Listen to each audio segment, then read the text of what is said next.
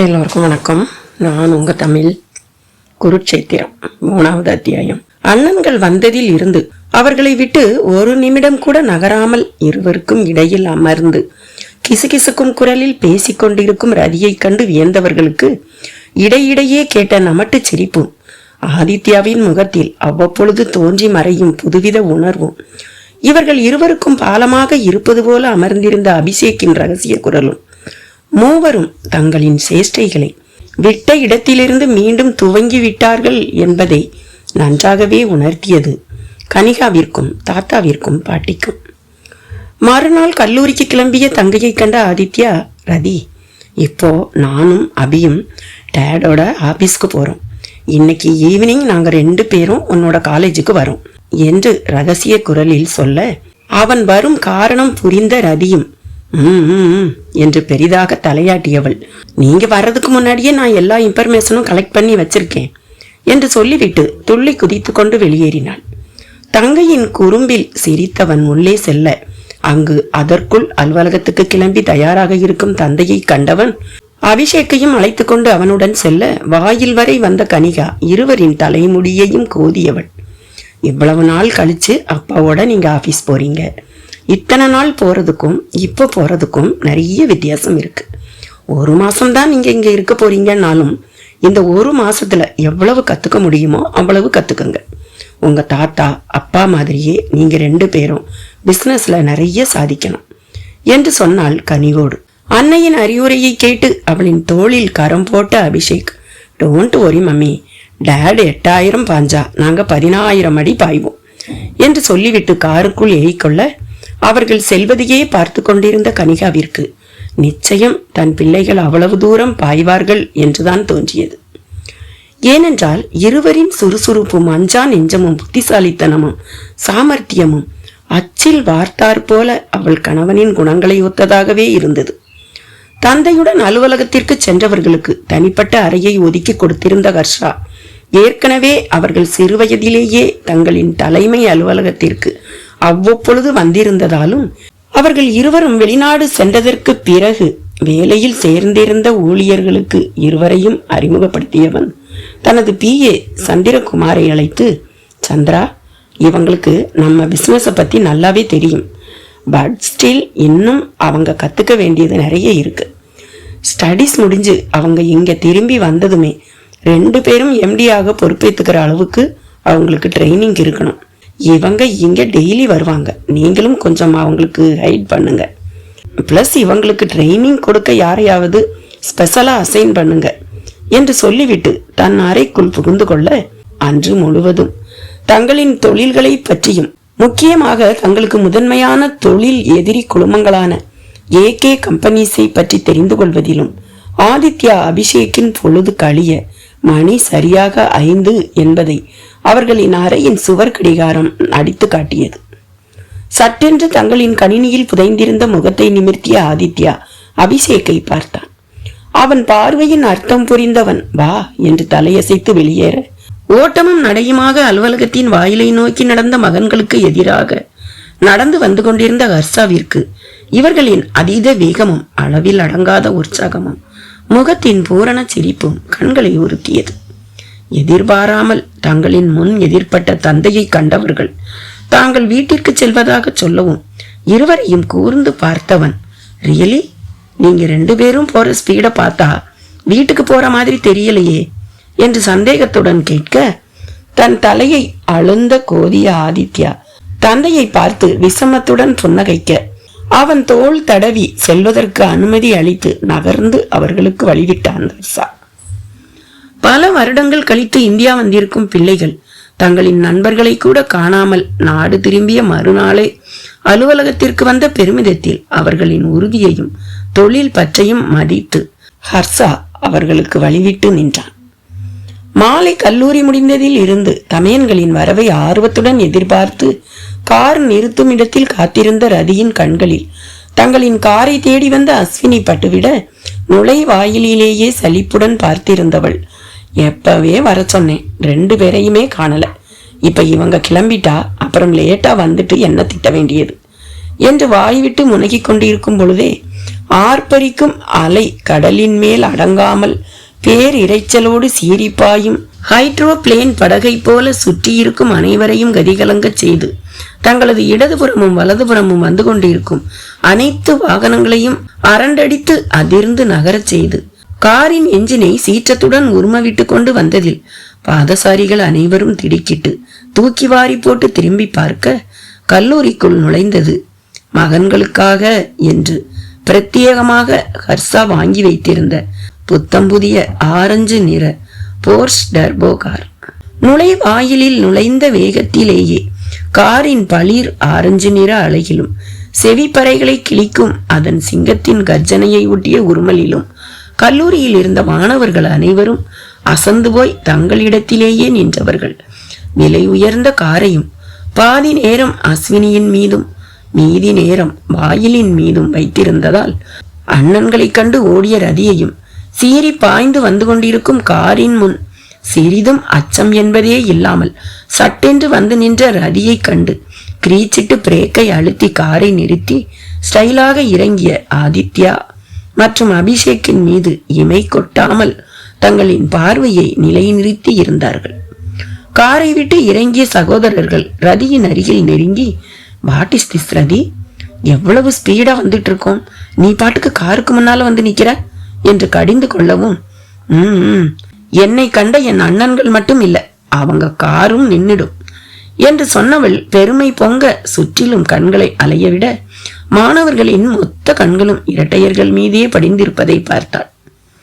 ஆதித்யாவின் பழுப்பு நிற கண்களில் தெரிந்த என்னை பகைப்பவர்கள் என்னை நெருங்காமல் இருப்பதே சிறந்தது என்பது போன்ற ஊசி பார்வையையும் அபிஷேக்கின் சிரித்த முகத்தில் என்னை வெல்பவன் எவனும் இல்லை என்பதை உணர்த்தும் கழுகு போன்ற ஆழ்ந்த பார்வையையும் கண்டு மயங்கிய மாணவிகளின் விழிகள் அகன்று விரிய காரை விட்டு இறங்கிய ஆதித்யாவின் கரத்தை பற்றி இழுத்து தன்னுடன் அழைத்து சென்ற ரதி அங்கு ஒரு மரத்தின் கீழ் தன் தோழிகள் சிலருடன் காரை எதிர்பார்த்து நின்ற அஸ்வினியை சுட்டிக்காட்டவும், பல வருடங்களுக்கு பிறகு தன் அவளை பார்த்ததில் இதயம் கனவேகத்தில் துடிக்க துவங்கியதில் சில நிமிடங்கள் ஸ்தம்பித்து சிலையென நின்று விட்டான் ஆதித்யா.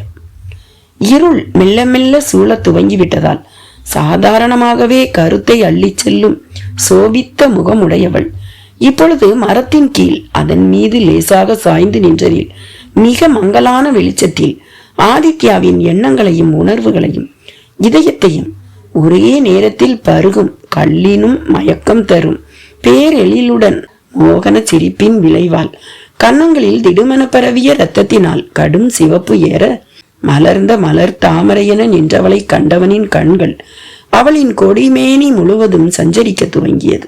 வெளிர் நீல நிற சோக்கர் டாப்ஸும் அதற்கு கருப்பு நிற நீல லாங் லேயர்ஸ் ரபில் ஸ்கர்ட்டும் அணிந்து அன்னையை போல இடைவரை நீண்டு வளர்ந்த முடியை தளரவிட்டு கால்களில் ஆடைக்கு ஏற்றது போல வெளிர் நீல நிற கருப்பு ஸ்ட்ராப்புகளும் கொண்ட ஹை ஹீல்ஸ் அணிந்து தோழிகளிடம் பேசிக்கொண்டு நின்றவளை கண்ட ஆதித்யாவின் இதயம் தன் துடிப்பை அதிகரித்து தாளம் தப்பியதில் அணுக்கள் அசைவற்று மரத்து போனதில் செயலற்று நின்றவனின் உள்ளம் தன் அவளின் காலடியில் சரணடைய காத்து கிடந்தது.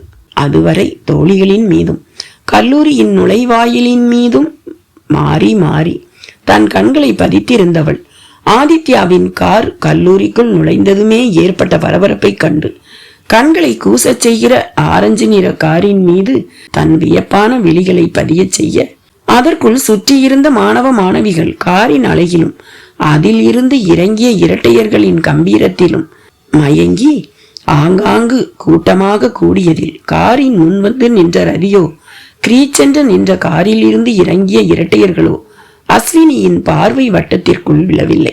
தோள்களை குலுக்கி மீண்டும் தோழிகளிடமான அரட்டிக்குள் புகுந்தவள் காற்றில் அசைந்தாடும் தலைமுடியை அழகாக கோதி தன் செவிகளுக்கு பின் செருக இருந்தும் ஓரிரு மயிர் இலைகள் அவளின் செல்வதனத்தில் தவழ்ந்து விளையாட உடலெங்கும் பரவி பரிமளித்து கிடந்த அழகுடன் தேவதையென நின்றவளின் உணர்வுகள் யாரோ உன்னை துளைத்தெடுப்பது போல் பார்த்து கொண்டிருக்கிறார்கள் என்று உண்டியதில் தன் வலது பக்கமாக திரும்பி பார்த்தவள் சப்த நாடியும் அடங்கி ஒடுங்க பேரச்சத்தில் எச்சில் விழுங்கினாள்.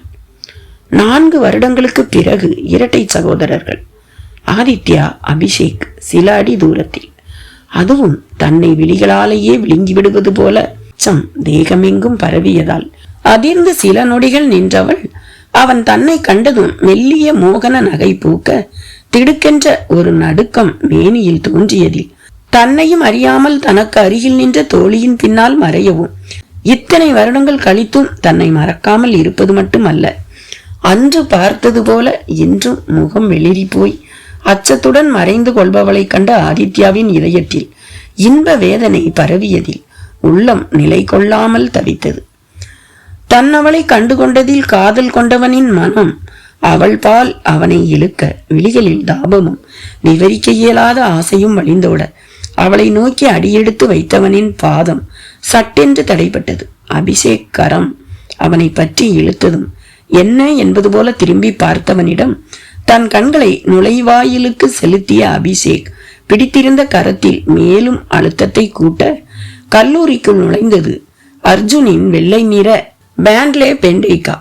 தந்தையை கண்டதும் இழுத்து பிடித்து இருந்த மூச்சை பெருமூச்சாக விட்டவள் தங்களின் காரை நோக்கி ஓட, எங்க போயிட போறா, இன்னும் 1 மாசத்துக்கு நான் இங்கதானே இருப்பேன், அதுக்குள்ள இதுக்கு ஒரு முடிவு கட்டிடுறேன் என்று வாய்க்குள் முனகி கொண்டிருந்தவனை அவனின் உணர்வுகளை தன் உள்ளுணர்வு உணர்ந்ததோ என்னவோ ஒரு முறை திரும்பி பார்த்தவள் மின்னல் வேகத்தில் காரில் ஏறியதும் கண்ணாடி வழியாக பார்க்க அவனை கண்டு தான் ஓடி வந்ததை ரசித்து பார்த்திருப்பவன் போல அவன் முகத்தில் தெரிந்த இருமாப்பும் உதடுகளில் நெளியும் சீண்டல் புன்னகையும் மயக்கும் வர்ண விழிகளில் தெரிக்கும் காதலும் அஸ்வினிக்கு சொல்லாமல் சொல்லியது, இவன் உன்னை விடமாட்டான் என்று.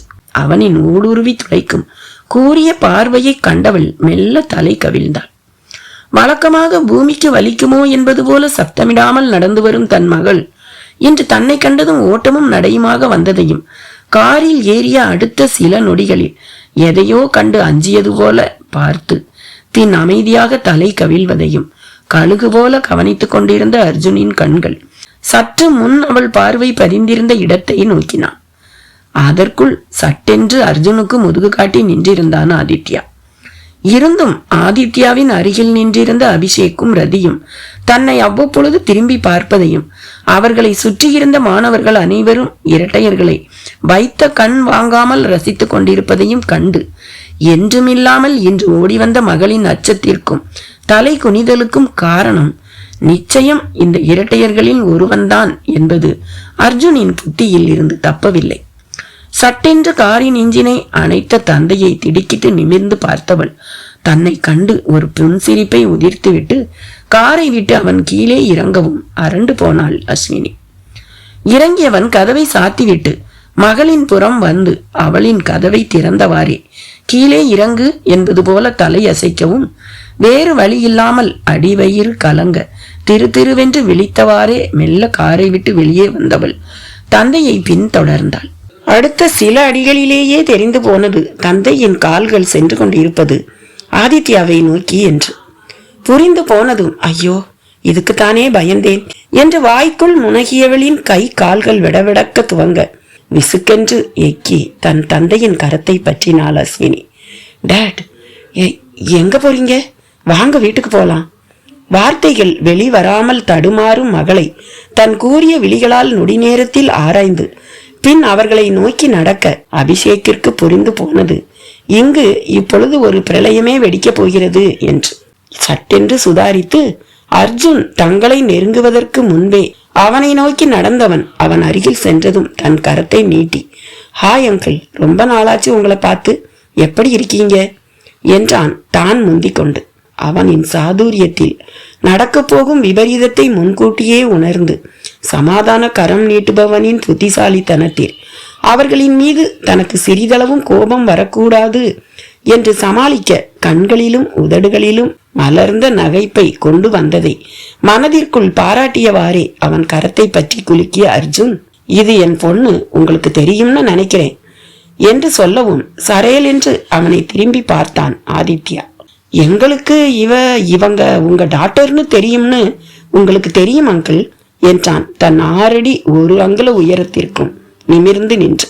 தான் சொல்லி முடித்த நொடியே வேகமாக பதிலளித்த துணிவை தன்னை கண்டு முகத்தில் சிறிதும் கலக்கமோ சஞ்சலமோ காட்டாமல் மாறாக நிமிர்ந்து நின்று பேசியவனின் திடகாத்திரமான மனதை மானசீகமாக மெச்சிய அர்ஜுனின் கவனத்தில் இருந்து ஆதித்யா அஸ்வினியை முதலில் இவ என்று கூறி பின் இவங்க என்று சமாளித்தது சத்தியமாக தப்பவில்லை. இருந்தும் அதனை வெளிக்காட்டாமல் மகளின் பக்கம் திரும்பியவன், இவங்களுக்கு நீ யாருன்னு தெரியும், அப்புறம் என்ன என்றவாறு மீண்டும் ஒரு முறை தன் அழுத்தமான ஆராயும் பருந்து பார்வையை ஆதித்யாவின் மீது செலுத்திவிட்டு அஸ்வினியின் தோளில் தன் கரத்தை போட்டு காருக்கு அழைத்து செல்ல, அங்கு கல்லூரியின் வளாகத்திற்குள் வன்மையான முறையில் அல்லாமல் கடினமான வார்த்தைகளை உபயோகிக்காமல் உதடுகளில் புன்னகை தவள ஆதித்யாவும் அர்ஜுனும் ஒருவருக்கொருவர் அகிம்சை முறையில் எச்சரித்துக் கொண்டதை கண்டு அஸ்வினி அதிர்ந்து வியந்தாள் என்றால், இது மட்டும் டாட்க்கு தெரிந்தால் செத்தோம் என்று மனதிற்குள்ளேயே புலம்பி தீர்த்தாள் ரதி. கல்லூரியை விட்டு வெளியில் வந்ததிலிருந்து வாய் திறக்காமல் மௌனமாக அமர்ந்திருந்த மகளை கண்ட அர்ஜுன் அவளை திரும்பி பார்த்தவன் அவளின் உருரென்று இருந்த கோப முகத்தையும் தான் திரும்பி பார்த்ததும் வெடுக்கென்று மறுபக்கம் திரும்பியவளின் சிறுவில்லைத்தனத்தையும் கண்டு வாய்விட்டு சிரிக்க, தந்தையின் சிரிப்பில் கொதித்து எழுந்தாள் அவன் செல்வ புதல்வி. எதுக்கு டாட் இப்ப சிரிக்கிறீங்க? அப்படி என்ன இங்க காமெடி சீன் நடக்குது? உன்னை பார்க்கும்போது அப்படியே எனக்கு உன் அம்மாவை பாக்குற மாதிரியே இருக்கு அர்ஷு. அவளை பத்தி தான் உனக்கு தெரியுமே. இப்படித்தான் எதுக்கெடுத்தாலும் பயப்படுறது. 12th ஸ்டாண்டர்ட் மட்டுமே படிச்சுட்டு வந்தவளை நான் தான் மகா ஆண்டியோட காலேஜில் சேர்த்தேன். அவளுக்கு நல்ல பகுப்பாய்வு திறன் இருக்கு. அதனாலதான் இப்ப அவ நம்ம கம்பெனில 4 டாப் டைரக்டர்ஸ்ல ஒருத்தரா இருக்கா. அவளை இந்த அளவுக்கு கொண்டு வர்றதுக்கு நான் ரொம்ப கஷ்டப்பட வேண்டியதா இருந்துச்சு. ஏன்னா அவளுடைய எதிரியே அவ பயம்தான். அத சொல்லி அவகிட்ட புரிய வைக்கலாம்னா அவளோட முதல் பயமே என்ன பார்த்துதான். அந்த பயத்தை அவ மனசுக்குள்ள இருந்து எடுக்கிறதா அப்ப எனக்கு இருந்த பெரிய சேலஞ்சே. சோ நீயும் முதல்ல உன் அனாவசியமான பயத்துல இருந்து வெளியே வா. அவங்களும் உன்ன மாதிரி தான் சும்மா டீஸ் பண்ணி இருப்பாங்க. அதுக்கெல்லாம் இப்படி பயந்துட்டு ஓடி வந்தா அப்புறம் நீ அவங்களுக்கு வெரி ஈஸி டார்கெட் ஆயிடுவ. ஐ ஹோப் யூ அண்டர்ஸ்டாண்ட் என்ற தந்தையின் கூற்றின் அர்த்தம் புரிந்தவளுக்கு, அதில் இருக்கும் உண்மை அறிந்தவளுக்கு ஏனோ உள்ளத்தில் தைரியம் மட்டும் துளியும் வரவே இல்லை. அதிலும் 4 வருடங்களுக்கு பிறகு அதே விசமத்துடனும் தன்னை சீண்டும் நோக்கத்துடனும் தேடி வந்த ஆதித்யாவையும் அவனின் உயிர் வேர்வரை சென்று ஆளையே அசரடிக்கும் பழுப்பு நிற வசியம் செய்யும் பார்வையையும் நினைக்கும் பொழுது இன்னமும் உள்ளுக்குள் எடுத்துக்கொண்டிருக்கும் உதறல் நிற்கவே இல்லை. தங்களின் குடும்ப தொழில்கள் அனைத்தையும் கற்றுக்கொள்ள வேண்டும் என்று அபரிமிதமான ஆர்வமும் தான் வணிக மேலாண்மை சம்பந்தமான படிப்பை முடித்த கையோடு தொழில் என்ற ஆழமான கடலில் நீந்தி தங்களது போட்டியாளர்கள் அனைவரையும் அடித்து வீழ்த்த வேண்டும் என்ற மிதமிஞ்சிய வெறியும் கொண்டதால் இந்தியா வந்து இறங்கியதில் இருந்து தன் தந்தையுடன் அலுவலகங்களுக்கும் தொழிற்சாலைகளுக்கும் கிளைண்ட் மீட்டிங்களுக்கும் தொழிலாளர் மற்றும் ஊழியர்களின் கூட்டங்களுக்கும் என்று இரவு பகல் பாராமல் ஓய்வெடுக்காமல் அலைந்து கொண்டிருந்தான் அபிமன்யு கிருஷ்ணா. அன்று இரவும் என்றும் போல வெகு நேரம் சென்று வீட்டுக்கு திரும்பியவன் சில நிமிடங்களிலேயே குளித்து முடித்து கீழே வந்தவன் முன்னரையில் அமர்ந்து தொலைக்காட்சியை உயிர்ப்பிக்க, இவ்வளவு வேலைகளிலும் கொஞ்சம் கூட களைப்பென்பதே அற்ற முகத்துடன் காலையில் சென்றது போலவே பொலிவோடு பிரகாசமாக அமர்ந்திருக்கும் மகனை கண்டு பெருமை பொங்க பார்த்த திவ்யா உணவருந்து அழைத்தாள். வழக்கம் போல சிறிதே உணவு அருந்தியவன் தன் அறைக்குள் செல்ல எத்தனிக்க, தங்கை அஸ்வினியின் அறையில் அந்த நேரத்திலும் விளக்கு எரிவதை கண்டு யோசனையுடன் கதவை தட்டினான். இருமுறை தட்டியும் கதவு திறக்கப்படாததை கண்டு சில நொடிகள் தாமதித்தவன் பின் தாளை திருக தாளிடப்படாத கதவு தானாக திறந்ததும் அசு என்று அழைத்தவாறே அறைக்குள் நுழைந்தான். தான் உள்ளே வந்ததை கூட அறியாமல் தனது மேஜையில் தலை கவிழ்ந்து படுத்தவாறே ஏதோ யோசனையுடன் இருக்கும் தங்கையை கண்டு அபிமன்யுவின் கால்கள் சட்டென்று தடைப்பட்டது. அப்படி என்ன தீவிர யோசனை? அதுவும் கதவை தட்டுறது கூட தெரியாத அளவுக்கு? திடுமென கேட்ட அண்ணனின் கண்ணீர் குரலில் வாரி சுருட்டி எழுந்தவள் அவன் தன் முகத்தையே பார்த்து கொண்டிருப்பதை கண்டு கசங்கி கலங்கியிருக்கும் முகத்தில் கண்களுக்கு எட்டாத இளநகையை கொண்டு வந்தவாறே, இல்லைண்ணா ஒரு முக்கியமான டெஸ்ட் நாளைக்கு, அதுக்கு தான் படிச்சுக்கிட்டு இருந்தேன்.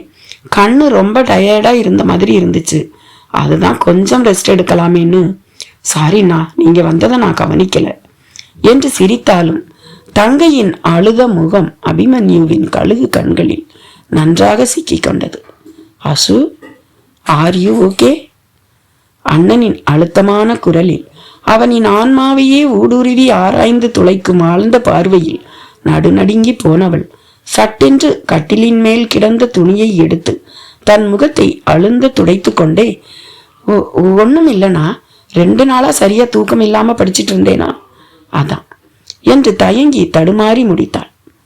அவளின் தடுமாறும் குரலையும் தன் விழிகளை நேருக்கு நேராக பாராமல் தரையை நோக்கி பார்த்தவாறே பேசும் தோற்றத்தையும் சில நொடிகள் கூர்ந்து பார்த்தவன் வார்த்தைகள் ஒன்றையும் உதிர்க்காமல் மௌனமாக அறையின் வாயிலை நோக்கி நடந்தவன் சட்டென்று நின்று திரும்பி பார்க்கவும், பிராமிஸ் அண்ணா, ஒன்னும் இல்லை, குட் நைட் என்றாள் மெல்லிய புன்னகையை உதிர்த்து. இதழ்களை விரிக்காமல் தானும் சிரித்தவன், குட் நைட் அசு என்று சொல்லிவிட்டு வெளியேறினான். அவன் தலை மறைந்ததும் வேகமாக ஓடி வந்து தன் அறை கதவை சாத்தியவள் ஆசுவாச பெருமூச்சு விட்டவாறு மீண்டும் மேஜையில் தலை கவிழ்ந்து படுக்கவும், நேற்று முன்தினம் தன் கல்லூரியில் நடந்த சம்பவம் மனக்கண்ணில் திரைப்படம் போல ஒரு காட்சியும் தவறாமல் தோன்றி அஸ்வினியின் உள்ளத்தையும் என்னவென்றே புரியாத ஒரு உணர்வை சுமர்ந்திருக்கும் இதயத்தையும் வலிக்கச் செய்தது. பல வருடங்களாக தனக்கு மட்டுமே உரித்தான கனவுகளில் சஞ்சரித்துக் கொண்டிருந்தவளிடம் தன் இதயத்தின் அறைகளுக்குள் சிறையிருந்த வெளியே வர திமிரிக் கொண்டிருந்த காதலை வெளிப்படுத்த ஒவ்வொரு நாளையும் ஒரு யுகமாக கழித்து வந்தவன் இந்தியா வந்த மறுநாளையே தன்னவளை காண ஆவலுடன் ஓடிவர, இத்தனை காலம் காத்திருந்த நீ இன்னும் சில காலம் காத்திருக்க வேண்டும் என்று விதி கட்டளையிட்டது போல அர்ஜுன் நுழைந்து திட்டத்தை தவிடுபொடியாக்கி இருந்ததில் கொதித்து போயிருந்தான் ஆதித்யா. அபிஷேக்குடனும் தந்தையுடனும் அமர்ந்து தொழில்களை பற்றி கலந்தாலோசனை செய்து கொண்டிருந்தவனின் எண்ணங்கள் மட்டும் தன்னவளிடமே சிக்கி இருந்ததில் கவனம் சிதைந்து கொண்டிருக்க, மகனின் சிந்தனைகள் இந்த இடத்தில் இல்லை என்பதை உணர்ந்த கர்சா, ஓகே ஆதி, நீங்க கிளம்புங்க, மீதிய நாளைக்கு பார்த்துக்கலாம் என்று எழுந்து கொள்ளவும் அடுத்த நிமிடம் தன் காருக்குள் இருந்தான் ஆதித்யா. ஆதி, 2 நாளைக்கு முன்னாடிதான் அஸ்வினியோட டேட் நம்மளை பார்த்து கிட்டத்தட்ட மறைமுகமா வான் பண்ணிட்டு போயிருக்கார். நிச்சயம் நம்மால அவளுக்கு எதுவும் பிரச்சனை வரும்னு அவர் யூகிச்சிருப்பாரு. அதனால நீ கொஞ்சம் பொறுமையாயிரு. எப்படியும் இந்தியாவில இருந்து கிளம்புறதுக்குள்ள நீ அவகிட்ட பேசிடலாம். No Abhi, I can't wait that long. என்னால அவ்வளவு நாளெல்லாம் வெயிட் பண்ண முடியாது. இப்ப என்ன, அவங்க டேட் மறுபடியும் என்ன பார்த்தா பிரச்சனை வரும் அப்படின்னு சொல்ற. முடிஞ்ச அளவுக்கு அவர் கண்ணுல படாத அளவுக்கு நான் எச்சரிக்கையா இருக்கேன். ஆனா அப்படியே அவர் பார்த்துட்டாலும் எனக்கு கவலை இல்லை. எனக்கும் உங்க பொண்ணை பிடிச்சிருக்கு, இதுல என்ன தப்புன்னு கேட்கிறேன். உடன் பிறந்தவனின் உறுதியான பதிலையும் வார்த்தைகளை பொழிந்து கொண்டிருந்த உதடுகளில் தெரிந்த இறுக்கத்தையும் பேசிக்கொண்டே அலுவலகத்தை விட்டு வெளியே செலுத்தியிருந்த காரின் ஆக்சிலேட்டரை ஆதி அழுத்தமாக மிதித்த வேகத்தையும் கண்டவன் இவன் அசர மாட்டான் என்று புரிந்து சீட் பெல்ட்டை இழுத்து மாட்ட ரதியை அழைத்தான் ஆதித்யா. கார் நிறுத்தும் இடத்தில் தங்களின் காருக்காக காத்திருந்தவள் கைப்பையில் அலைபேசி அடிக்கவும் எடுத்து பார்த்தவள் அதனில் அண்ணனின் எண் ஒளிர முகத்தில் சிறு புன்னகையை கொண்டு வந்து காதில் பேசியை வைத்த நொடி, அங்கதான் வந்துகிட்டு இருக்கோம் ரதி, அவ இன்னும் போகலையே என்றான். தன்னவளை எப்படியும் இன்று சந்தித்தே ஆக வேண்டும் என்ற திட்டத்துடன் 2 நாட்களுக்கு முன்னால் எதிர்பாராத விதமாக அர்ஜுனின் கண்களில் மூவரும் பட்டுவிட்டதில் இருந்து அவனுக்கு இவர்களின் சீண்டல்களாலும் கிண்டல்களாலும் தான் தன் மகள் அரண்டு அடித்து ஓடி வந்தாள் என்று தெரிந்து தங்களை மிரட்டி சென்றதினால் சில நாட்கள் ஆதித்யா அமைதியாக இருப்பான் என்று எண்ணி இருந்தவளுக்கு அவன் இப்பொழுது கல்லூரிக்கு, அதுவும் அஸ்வினியை தேடி வருவது தெரிந்ததும் மானசீகமாக தலையில் கை வைத்தாள். அண்ணா, நான் இங்க பார்க்கிங்ல நம்ம டிரைவர் அண்ணாவுக்காக தான் வெயிட் பண்ணிட்டு இருக்கேன். ஆனா அஸ்வினியை இங்க காணலையே, வீட்டுக்கு அதுக்குள்ள போயிட்டாங்களோ என்னவோ. வழக்கமான கார் பார்க்கிங்கில் அஸ்வினியை காணவில்லை என்றதும் ஒருவேளை இன்றும் அவளை சந்திக்க இயலாமல் போய்விடுமோ என்று உள்ளம் பதைத்ததில் தன்னையும் அறியாமல் எரிச்சல் அடைந்தவன் கோபத்தை தன் தங்கையிடம் காட்டினான். ஏண்டி, அவ எங்க இருக்கான்னு கூட தெரிஞ்சுக்காம நீ அங்க என்ன பண்ணிட்டு இருக்க? எனக்கு அதுதான் வேலையா? வேணா நீங்களே வந்து தேடிக்கோங்க. ரதி, இன்னும் 1/2 மணி நேரத்துல நான் அங்க இருப்பேன். அதுக்குள்ள அவ எங்க இருக்கான்னு விசாரிச்சு வை என்று சொன்னவன் அவள் பதில் கூற வாய் திறக்கும் முன் அலைபேசியை துண்டித்து இருக்கையில் எரிந்தான். சினத்தில் வாகனத்தின் வேகத்தை மேலும் அதிகரித்து புயல் போல தன் காரை விரட்டினான். சொன்னதை போல அரை மணி நேரத்தில் கல்லூரியை அடைந்ததும் காரை விட்டு இறங்கிய நொடியே தங்க இருந்த இடத்தை அடைந்தான். எங்க இருக்கான்னு கண்டுபிடிச்சியா? கோபத்தில் முகம் செக்க சிவந்து அவனையே உறுத்து பார்த்திருந்தவளை கண்டு அவளின் அருகே சென்றவன், பிளீஸ் ரதி சொல்லு, எங்க இருக்கான்னு தெரிஞ்சதா, இல்ல அதுக்குள்ள வீட்டுக்கு போயிட்டாளா என்று இறங்கி வந்து சிறிது கனிவாகவே கேட்டான். இல்ல, வீட்டுக்கு போகல, நாளைக்குள்ள ஏதோ ப்ராஜெக்ட் சப்மிட் பண்ணணுமா, அதனால அவங்க ஃப்ரெண்டோட சேர்ந்து கிளாஸ்ல உட்கார்ந்து ப்ராஜெக்ட் பண்ணிட்டு இருக்காங்களாம், இப்பதான் தெரிஞ்சது.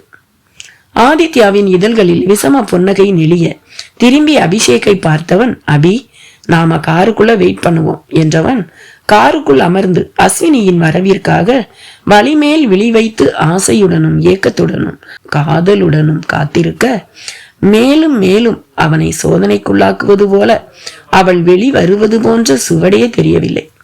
நேரம் ஆக ஆக பொறுமையை இழக்க துவங்கியவன் தலைமுடியை அழுந்த கோதி ஒவ்வொரு நொடியையும் நெருப்பில் அமர்ந்திருப்பதை போன்ற பாவனையுடன் கழிக்க, வானம் கார் இருளை சுமக்க துவங்கியதில் கல்லூரியின் வளாகத்திற்குள் இரவு விளக்குகள் ஒளிவிட துவங்கினாலும் விளக்கொளி படாத மற்ற இடங்களில் கருப்பு போர்வையை சுமந்தது போல இருட்டு பரவ தொடங்கியது. அங்கு தன் வகுப்பறையில் ப்ராஜெக்ட் சம்பந்தமான வேலைகளை தன் தோழியுடன் அமர்ந்து வெளியில் இரவு ஏற ஆரம்பித்ததை கூட உணராமல் தீவிரமாக செய்து கொண்டிருக்க, மாணவ மாணவிகள் அனைவரும் ஒவ்வொருவராக வெளியே வர அஸ்வினியின் வகுப்பறை இருந்த 4வது தளமே கிட்டத்தட்ட மயான அமைதியை சுமந்து கொண்டிருந்தது.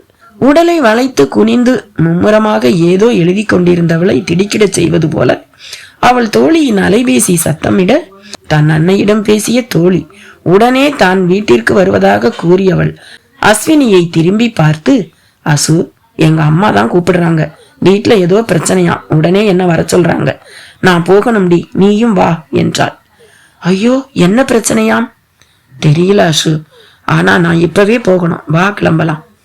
இல்லடி, ஆல்மோஸ்ட் எல்லாத்தையும் முடிச்சிட்டோமே, இன்னும் கொஞ்சம் வேலைதான் பாக்கி இருக்கு, நீ கிளம்பு, நான் இன்னும் ஒரு 20 நிமிஷத்துல கிளம்புறேன். எங்க டிரைவர்கிட்டையும் நான் லேட்டா வரதா சொல்லி இருக்கேன், அவர் வந்தப்புறம் நான் போறேன். என்ன அசு, இந்த நேரத்துல நீ தனியா உட்கார்ந்துட்டு இருக்க போறியா? எங்கடி நான் தனியா இருக்கேன், அதான் அங்கங்க பசங்க சுத்திட்டு இருக்காங்கல்ல, நீ முதல்ல கிளம்பு, நான் பாத்துக்கிறேன், வீட்டுக்கு போனதும் போன் பண்ணு. பள்ளி பருவத்தில் இருந்தே அஸ்வினியுடன் படித்திருந்ததால் அவளின் மென்மையான குணமும் தனியாக எங்கும் செல்லாத அவளின் பயந்த சுபாவமும் எதற்கெடுத்தாலும் திடுக்கிடும் அவளின் மெல்லிய மனமும் அவள் தோழிக்கும் தெரியும். ஆனால் இன்னும் சில மாணவர்களும் பேராசிரியர்களும் இங்கொருவரும் அங்கொருவருமாக அந்த தளத்தில் நடந்து கொண்டிருந்ததால் சரி என்றவள் வகுப்பறையை விட்டு வெளியேறி செல்லவும், மீண்டும் வேலையில் ஆழ்ந்து மூழ்க துவங்கிய அஸ்வினிக்கு தெரியவில்லை தன்னை இன்று சந்தித்தே ஆக வேண்டும் என்ற வெறியோடு தன் மனதை தன்னவளிடம் இன்று திறந்து காட்டாமல் திரும்ப போவதில்லை என்று அடங்காத திமிரோடு ஒருவன் தனக்காக வெளியே காத்திருக்கிறான் என்பது. அண்ணா, எனக்கு என்னமோ இது சரின்னு படல. அவங்கள பிக்கப் செய்ய எப்ப வேணா அவங்க வீட்டுல இருந்து யார் வேணா வரலாம். நம்ம கார் கலரே அவங்களுக்கு நம்ம காட்டி கொடுத்துடும். வாங்கண்ணா போலாம். நோ ரதி, நாம வெளியில வெயிட் பண்ணிட்டு இருக்கும்போது அவ கிளம்பிட்டான்னா I don't want to miss her today. இன்னைக்கு எப்படியும் நான் அவளை பார்த்துடணும் என்றவன் மேலும் காத்திருக்க கிட்டத்தட்ட மணி இரவு 8 ஆகியும் அவள் வெளியில் வருவதாக தெரியவில்லை. ரதி, உன் ஐடி கார்டு கொடு. எதுக்குண்ணா?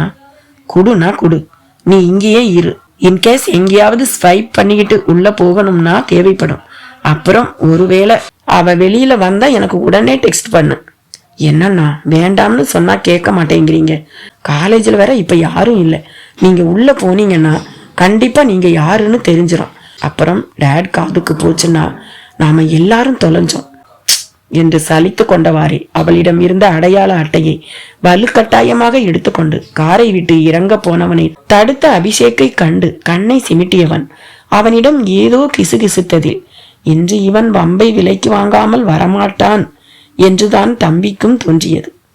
அவனுடன் சேர்ந்து தானும் இறங்கி கார் நிறுத்தும் இடத்திற்கு சிறிது தூரத்தில் கல்லூரியை சுற்றிலும் கட்டப்பட்டிருந்த தடுப்பு சுவரை ஆராய்ந்தவாறே சில நிமிடங்கள் இரட்டையர்கள் இருவரும் வலம் வந்தனர்.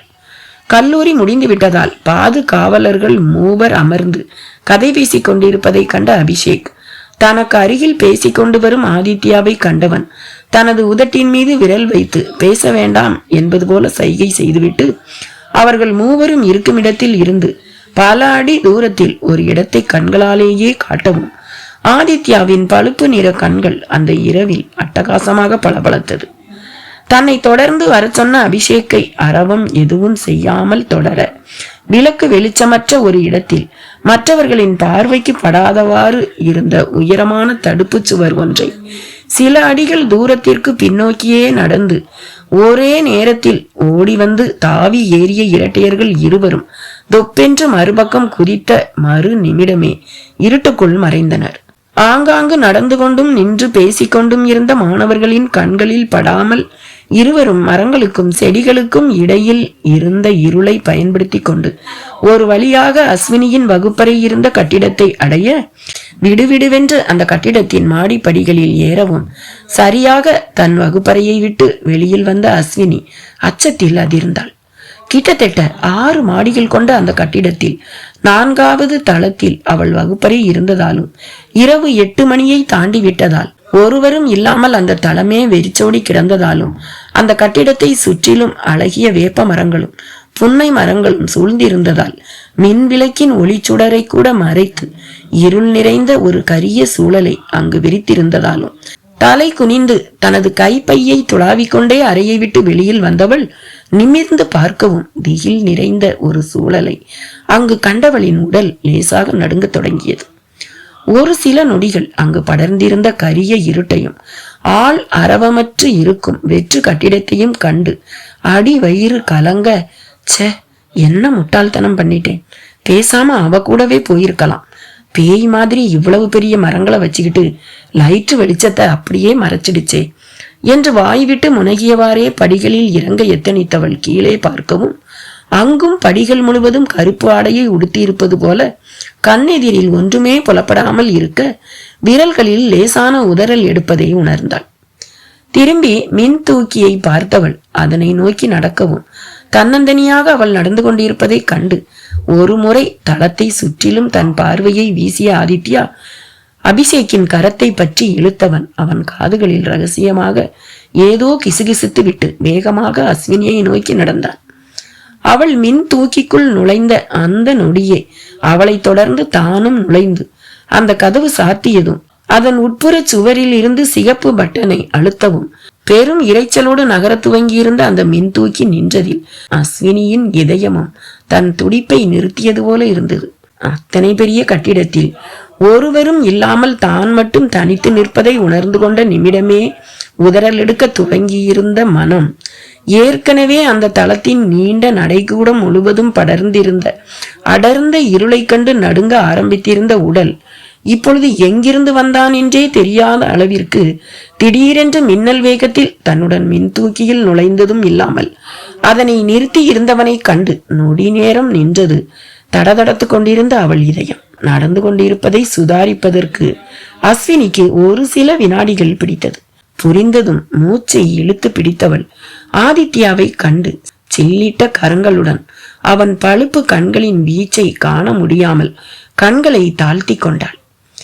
தன் ஒட்டுமொத்த தைரியத்தையும் வரவழைத்துக் கொண்டு மெல்ல நிமிர்ந்து பார்த்து, என்ன வேணும் உங்களுக்கு? ஏன் லிப்ட் ஆஃப் பண்ணீங்க? பிளீஸ் அதை ஆன் பண்ணுங்க என்று அதிர்ச்சியும் நடுக்கமுமாக அவன் மீது தன் உடல் படக்கூடாது என்பது போல அவனை விட்டு ஒரு அடி தள்ளி நின்று கேட்கவும் அப்பொழுதுதான் அவளை நன்கு ஆழ்ந்து கவனித்தது ஆதித்யாவின் கூரிய கண்கள். உடலை நன்கு இறுக பிடித்திருப்பது போன்ற சிகப்பு நிற பட்டு பருத்தி ஸ்லீவ்லெஸ் குர்தியும் வெளிர் நீல நிற எஸ்காடா ஜீன்ஸும் அணிந்து சிகப்பு நிற குர்திக்கு ஏற்றவாறு சிறிய சிகப்பு நிற தோடும் சங்கு கழுத்தில் மெல்லியதாக தங்க சங்கிலியும் அதில் ஒரே ஒரு சிவப்பு கல் பதித்த பதக்கமும் அணிந்து கருத்து நீண்டு வளர்ந்திருந்த கேசத்தை விரித்து விட்டிருந்ததினால் அக்கம் பக்கத்தில் முடி இலைகள் விலகி செந்தாமரை வதனத்தை மேலும் மோகனமாக விளக்க, சிவப்பு நிற சட்டையின் மீது மின் தூக்கியில் ஒளிர்ந்து கொண்டிருந்த மின் விளக்கு பட்டதினால் அவளின் உடல் முழுவதும் செந்நிறமேறி இளம் கொடி ஒன்று பேரெழிலுடன் தன் முன் நிற்பதே எனக்குள் இவளை இழுத்து உனக்குள் கொடுத்து விட்டேன் என்று இதயத்திடம் பெருமிதம் பேசிய ஆதித்யாவின் விழிகளும், இவள் மீது நான் காதல் கொண்டதில் தவறே இல்லை என்று விழிகளுக்கு பதிலுரைத்த இதயமும் ஒன்றோடு ஒன்றாக இணைந்து அவளை ரசிக்கத் தொடங்க, சிறிய நெற்றியும் அச்சத்தில் விரிந்திருந்த விழிகளும் செவ்வரளியாய் சிவந்திருந்த கன்னங்களும் செதுக்கிய நாசியும் வடித்து வைத்தது போன்ற அதரங்களும் என்று தன் முகத்தை அன்னார்ந்து பார்த்து கொண்டிருந்தவளின் முகத்தை ஆழ்ந்து பார்க்க, தன்னை நோக்கி இறைஞ்சி கொண்டிருப்பவளின் வதனத்தில் கெஞ்சுதலை பார்த்தவன் தேவதை என்று ஒளிரும் தன்னவளின் முகத்தின் அழகை அந்த கெஞ்சல் அதிகப்படுத்தியதே தவிர குறைக்கவில்லையே என்ற நினைப்பில் எதனை பற்றியும் யோசிக்க முடியாத நிலையில் திகைத்து அடியோடு தன் நிலை இழந்தான் ஆதித்யா. தான் கெஞ்சியும் கண்டுகொள்ளாமல் சிலையென தன் முகத்தையே பார்த்து கொண்டு நின்றவனை கண்டவள் வேறு வழியின்றி அவனின் முதுகுப்புறம் இருந்த மின் தூக்கியின் பட்டனை அழுத்த கரத்தை நீட்ட, அவளின் அசைவில் சுதாரித்தவன் அவளை நோக்கி அடியெடுத்து வைக்க திடுக்கிட்டவள் தானும் பின்னால் நகர்ந்தாள். அது சிறிய அளவிலான மின் தூக்கி ஆதலால் இதற்கு மேல் நகர்வதற்கு இடமில்லை என்பது போல முதுகு இடிபட்டதில் தப்புவதற்கு வழியே இல்லை என்ற உண்மையை உள்ளம் உணர்த்தியதில் மின் தூக்கியின் பக்க சுவரில் அரண்டு போய் சாய்ந்து நின்றவளை கண்டவன் அவளின் மீது தன் உடல் முழுவதும் உரசுமாறு நிற்கவும் கதிகலங்கி போனவள் தன்னையும் அறியாமல் கண்களை இறுக மூடிக்கொண்டாள். பல வருடங்களுக்கு முன்னும் தன்னை கண்டு இதே அச்சம், இப்பொழுதும் பருவமங்கை ஆன பிறகும் அதே பயம். நெறி தவறாத சூழ்நிலையில் வளர்க்கப்பட்டிருந்தாலும் 12 வயதினிலேயே தன் இளம் இதயத்திற்குள் புகுந்திருந்தவளை கடந்திருந்த அத்தனை வருடங்களும் காண துடிக்க ஏங்கி இருந்தவனின் உள்ளத்தில் மாறி மாறி எழும் உணர்ச்சிகளை அடக்கியாள தெரியாது தவித்தவன் சப்தமிடாமல் இதழ்களை விரிக்காமல் மெல்லிய சிரிப்பை தன் உதடுகளில் பூக்கச் செய்தவாறு அவளின் ஒவ்வொரு செய்கைகளையும் நிழல் பட கருவி போல தன் இதயத்திற்குள் பிடித்து சேமித்துக் கொண்டே வந்தவனின் விழிகள் நடுங்கிக் கொண்டிருக்கும் அவளின் செக்கச் சிவந்த அதரங்களில் பட மெல்ல தன் வலது கரத்தை உயர்த்தியவன் மென்மையான இதழ்களை அதைவிட மிருதுவான தன் விரல்களால் வருடவும் சப்த நாடியும் அடங்கி ஒடுங்கி போனது அஸ்வினிக்கு. அவனின் தொடுகையால் உதடுகள் கூச தலை கவிழ்ந்தவள் கண்களை திறக்காமலே, பிளீஸ் நான் போகணும், என்னை விடுங்க என்று மட்டும் கூறியவளை கண்டவன் தன் அதரங்கள் விரித்து சிரிக்கவும் அந்த சத்தத்தில் கண்களை மெல்ல திறந்தவளை கண்டவன், உன்னை ஒன்னும் பண்ண மாட்டேன், ஏன் என்ன பார்த்தா இப்படி பயந்து சாகற என்றான் பார்வையில் அத்தனை காதலும் விஷமமும் வழிய. அவன் சிரிப்பில் மனம் லேசாக இலகுவான தைரியத்தில் அவனின் பறந்து விரிந்த மார்பில் கை வைத்து தள்ள போனவள் அவனை தொட தயங்கி தன் கரத்தை கீழே இறக்க, கீழே இறங்கிய கரங்களை சற்றென்று பிடித்தவன் தன் மார்பில் அழுந்த பதிய வைத்து கொண்டேன். அஷு, உண்மையில சொல்லு, உனக்கு என் மனசுல இருக்கிறது புரியலையா, இல்ல புரியாத மாதிரி நடிக்கிறியா என்றான். அடைத்து வைத்திருந்த அளவில் அடங்காத ஏக்கத்தை தன் குரலில் வெளிப்படுத்தினான். அவன் மார்பில் புதைந்து கிடந்த தன் கரங்களை அவனின் முரட்டுத்தனமான கைகளின் பிடியிலிருந்து விடுவிக்க போராடி கொண்டிருந்தவள் அவனின் கேள்வியில் விழுக்கென்று நிமிர்ந்து பார்க்க, அதுவரை தன் மனதில் பூட்டி வைத்திருந்த காதலை விழிகளின் மூலம் மட்டுமே உணர்த்தி இருந்தவன் முதல் முறை வார்த்தைகளினால் வெளிப்படுத்த துவங்கி இருந்தான். நான் இந்தியாவை விட்டு போறதுக்கு முன்னாடி நம்ம ஸ்கூல் ஃபேர்வெல் டே அன்னைக்கு உன்கிட்ட ஜஸ்ட் ஒரு 2 minutes பேசணும்னு சொன்னேன். அப்பவும் இதே மாதிரி தான் என்னை பார்த்து பயந்து ஓடிட்ட. இப்பவும் அதே பயம்.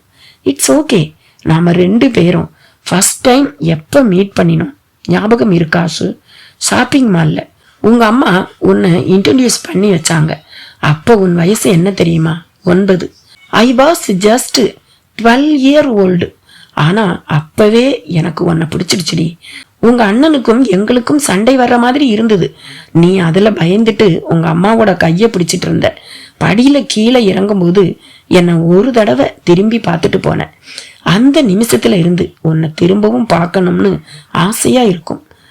தன்னை அதிர்ந்து பார்த்து கொண்டிருந்தவளை மேலும் நெருங்கியவன் அவளின் மென் கரங்கள் இரண்டையும் தனது இடது கை அகன்ற உள்ளங்கைக்குள் அடக்கி கொண்டு வலது கையால் அவளின் தாடையை பற்றியவன் முகத்தை மேலும் தன்னை நோக்கி நிமிர்த்தி பெண்ணவளின் அதிர்ந்து கலங்கிய கரு விழிகளுக்குள் தனது ஹேலஸ் விழிகளால் ஊடுருவியவாறே தொடர்ந்தான். பிராமிஸா அது என்ன ஃபீலிங்னு எனக்கு அப்ப புரியலடி. ஆனா அதுக்கப்புறம் எதிர்பாராத விதமா 2 இயர்ஸ் கழிச்சு நம்ம ஸ்கூலுக்கு நீ ஃபர்ஸ்ட் டைம் வந்தப்போ கார் பார்க்கிங்ல உன்னை பார்த்தப்போ எனக்கு எவ்வளவு சந்தோஷமா இருந்துச்சு தெரியுமா? சான்ஸே இல்லடி. உன்னை பார்த்ததும் மனசு அப்படி சந்தோஷத்துல துடிச்சுது. ஆனா அப்பவும் அதை சரியா புரிஞ்சுக்கிற வயசு நம்ம 2 பேருக்குமே இல்லை. ஆனா எனக்கு ஒண்ணு மட்டும் நல்லா புரிஞ்சுது, நான் உன் கூடவே எப்பவும் இருக்கணும்னு என் மனசு விரும்புதுன்னு. ஆனா ஸ்கூல் முடிஞ்ச அப்ராட் போகும்போது எனக்குள்ள ஒரு பயம் வந்துச்சு. எங்க நான் திரும்பி வர்றதுக்குள்ள நீ என்ன விட்டுட்டு போயிடுவியோன்னு. அதனால நான் எங்க இருந்தாலும் நான் உன்னை வாட்ச் பண்ணிட்டே இருப்பேன்னு சொல்லிட்டு போனேன். ஏன்னா ஒருவேளை நான் திரும்பி வர்றதுக்குள்ள நீ வேற யாரையாவது லவ் பண்ணிட்டீன்னா, இல்ல வேற எவனாவது உன்னை ஸ்போர்ட்ஸ் பண்ணி லவ் பண்ண வச்சிருந்தான்னா, அப்கோர்ஸ் அப்படி எவனாவது உன்னை தொந்தரவு பண்ணி இருந்தான்னா அவன் இன்னைக்கு உயிரோடவே இருந்திருக்க மாட்டான். ஆதித்யா இந்த வார்த்தைகளை சொல்லும் பொழுது தன்னையும் அறியாமல் தன் உள்ளங்கைக்குள் இருந்த அஸ்வினியின் விரல்கள் அசைந்ததை கண்டவன் சற்றே கனிந்து, ஏய் சும்மா சொன்னேன்டி, ஐ மென்ட் டு சே, நான் சொல்ல வந்தது நீ எனக்கு மட்டும்தான். என்னுடைய பல வருஷத்து கனவுடி நீ. உன்னை கிட்ட பார்க்கணும், தனியா பேசணும், என் மனசுல இருக்கிறதையெல்லாம் கொட்டணும்னு எவ்வளவு நாள் ஏங்கி இருக்கேன் தெரியுமா? இப்போ என்னோட அத்தனை ட்ரீம்ஸும் பழிச்சிட்ட மாதிரி இருக்குடி. அதுவும் இவ்வளவு பக்கத்துல உன்னை, அதுவும் தனியா பாக்குறதுக்கு எனக்கு எப்படி இருக்கு தெரியுமா? நான் இன்னும் 1 மாசம்தான் இந்தியாவில் இருப்பேன். அதுக்குள்ள எவ்வளவு நேரம் முடியுமோ அவ்வளவு நேரம் நான் உன் கூட இருக்கணும் அஸ்ரு.